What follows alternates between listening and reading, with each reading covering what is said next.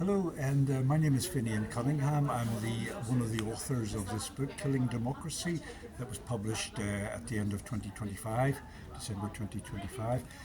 Killing Democracy, Western Imperialism's Legacy of Regime Change and Media Manipulation. So we looked at the misconduct of Western powers, especially the United States, and its violation of the UN Charter and international law over 8 decades. Since the UN Charter was established in 1945, the United States, with some Western allies, have violated the UN Charter repeatedly, systematically over the decades against 100 countries. It's documented.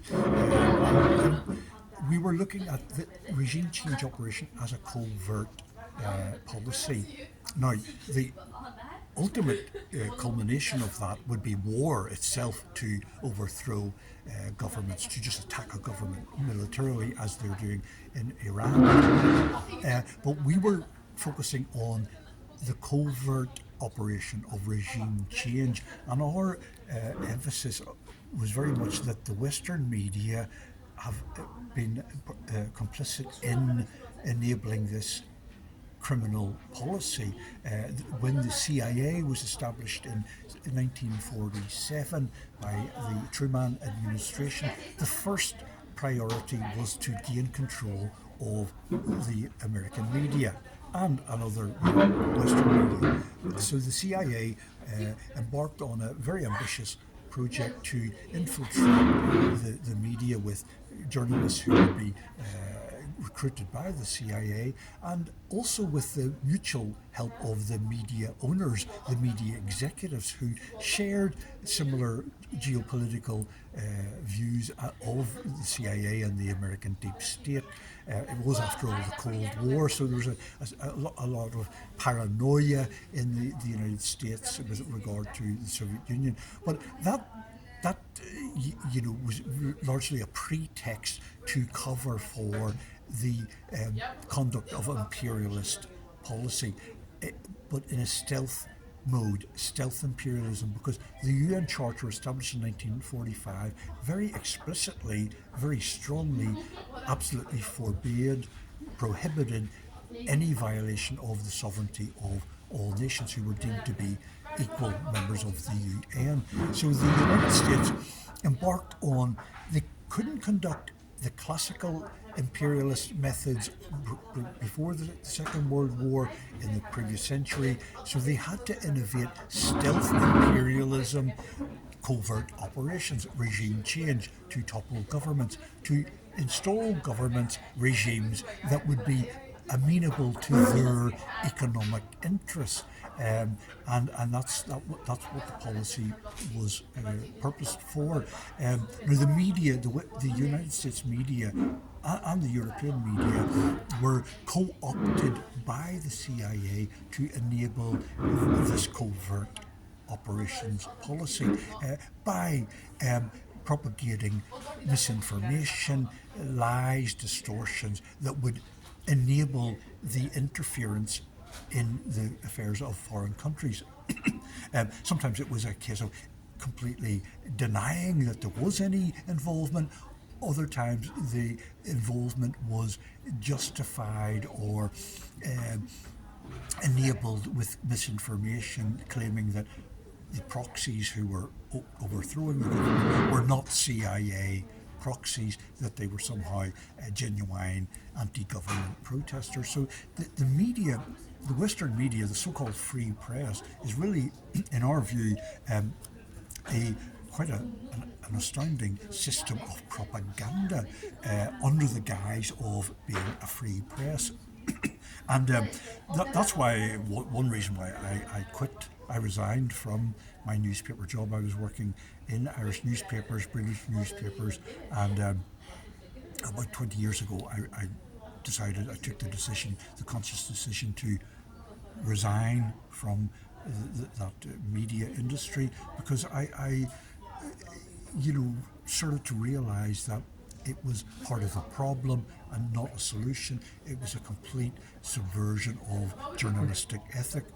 And That's why I left the media, that media. Now, I've been working as a freelance journalist for the last 20 years for media outlets in other countries, in Iran for Press TV, in Russia, RT, Sputnik, and also China, Global Times newspaper. And so why I did that was that I felt that there was a freedom actually in those media outlets to bring a critical perspective to Western government's misconduct and violation of the UN Charter. So you would say that today you have more freedom of press, freedom of expression in countries like Russia, China, Iran, than you have in Western countries like United States or Ireland or United Kingdom? Very much so, Bjorn. I mean, all my years of working for the Russian media, RT and Sputnik, I have never been told to write a story in any sort of way. I have been given full autonomy to write critically the way I do, and nobody has ever censored or spiked the story. Now, I think an explanation for that is that the main culprit of violating international law and the UN Charter is the United States.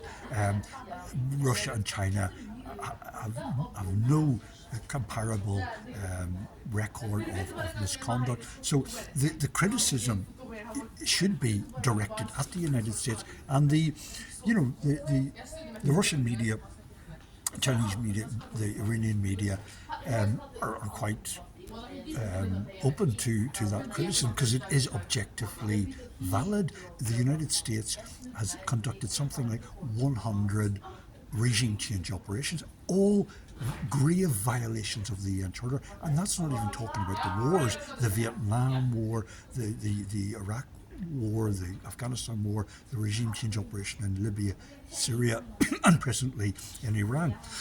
Excuse me.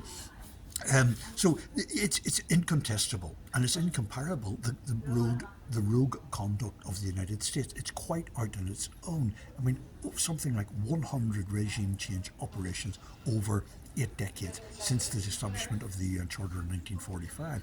My impression is that people no longer trust the established Western mass media, that people go to so-called alternative mass media. Do you agree? I do agree, Bjorn. I mean, after decades of covering, propagandizing for rogue state behaviour, it's kind of it's no longer possible to keep telling the lie or keep up the charade.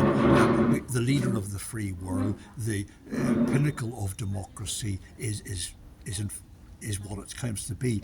It's overwhelming, the evidence of regime change operations and criminal aggression against many countries all around the world, and I think the public are aware of these transgressions, this criminal conduct, and that then puts the question to, well, is the Western media's criticism? The traditional establishment media, they are seen to be complicit in this aggression, this criminal imperialist conduct, and therefore they have lost credibility, they've lost moral authority, and there's the growth of alternative media, Russian-based media, Iranian-based English language media, Chinese-based English language media, as well as citizen journalists. You're an example of that, of citizens independently creating their own channels, interviewing people, and providing an alternative to the established media's narratives. And now, only up until recently, the Western media had a monopoly over the international media. What was printed in the New York Times or broadcast by the BBC, or just two examples, was taken as the only story, the only version of events. But with the growth of alternative media, from other countries and also just independently across the world, even within Western countries, there is an alternative narratives perspective and sometimes wonderfully refreshing, critical, very critical. I'll mention a friend of mine, an associate of mine, Glenn Deason, the Norwegian professor. Professor Deason has a YouTube channel with something like 500,000 subscribers. I mean, he's probably got more subscribers than the BBC, Hopefully.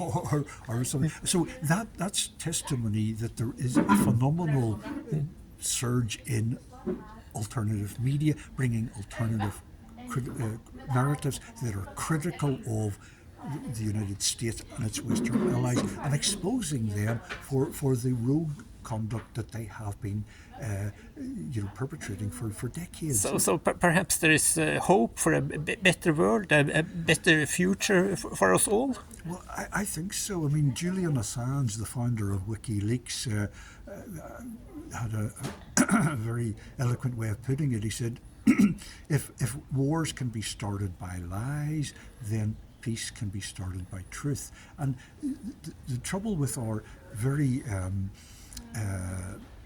violent and disorderly world over the last 8 decades, the violation of the UN Charter, is that the lies have enabled this. The propaganda in the Western media, and the New York Times, the BBC, and what have you, have given cover, have given credence or plausibility to this violent criminal conduct. But with the growth of alternative media, I think there's a growing global awareness, a growing global consciousness, or we could say the truth, an awareness of the truth, at least an alternative, viable narrative, explanation of events, and that's empowering people to hold their governments to account, and or at the very least hold their governments in contempt. I mean, the phenomenon that we see now across the Western world is a complete collapse in moral authority of the established parties, the institutions of government. There's a political crisis in the United States, in Europe, where the leaders, or formal leaders, nominal leaders, are seen as with contempt, and the media machine that they used to use to placate the public, or to misinform the public, or mislead the public, deceive the public, that machine is no longer useful or functioning. I mean, it still is a weapon, a powerful weapon. Don't let me say that.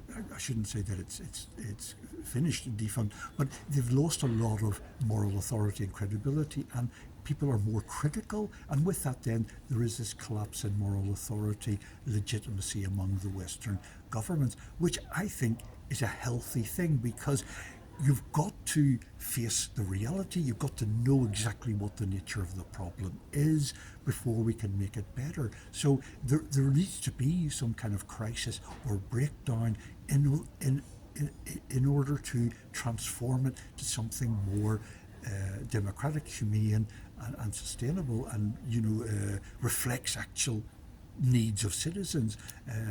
And so I hope that we're in a very difficult, turbulent, and very scary time of violence, and the American administration, I would call it the Trump regime, are just unleashing violence everywhere in the world, threatening all sorts of countries that they deem to be not subservient to, and so we are living in a very dangerous and chaotic, violent time, a lot of disruption and disorder. But I think there will be a chance to transform out of that situation through people organizing politically, principally as workers, to have fair conditions to change the economy. The capitalist system has to be abolished, has to be transcended, and to do that we need to be motivated for why we need to do it, and the alternative media are playing that role in empowering people with knowledge, with truth, and a healthy sense of disgust and contempt for the status quo that has for 8 decades completely trashed the international law and inflicted so much poverty and suffering and death completely gratuitously, unnecessarily against so many nations. And I hope, Bjorn, that this book is a contribution to the public awareness, the global consciousness that will drive a demand, a political change to overthrow the order. Yes, I would say that this is a very important book, and you have been very brave to write this book, to publish such a book in the Western world today. It's dangerous. So you are a very brave man. Oh, well, thanks, Bjorn. But you've also encountered problems with your voice and your writings, and we are living in a very sinister time where the dying order, the waning order, are resorting to very draconian methods of censorship, of sanctioning people. Many journalists and authors have been, well, how would you say, they've been, banned. They've been denigrated. They've been their lives have been assaulted through repressive means. They lose their livelihood.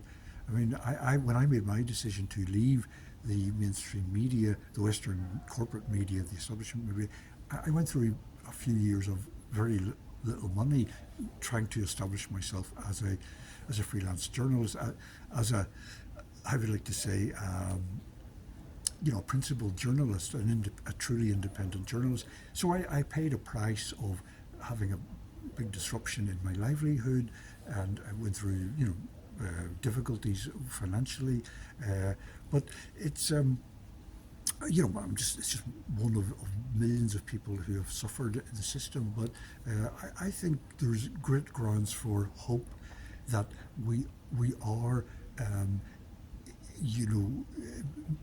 creating. There's a movement underway across the world demanding justice, demanding lawful conduct by their governments and representative of the people, but there will be a lot of disruption and a lot of anxiety, and it's not going to be an easy transformation, but I think it's underway. Yes, so thank you for the interview, and it was very interesting to listen to what you had to say about mass media and color revolutions and the destruction of democracy. So hopefully you will come to Norway again and give more lectures. So thank you very much for the interview. Okay, Thank you. Thanks, Bjorn.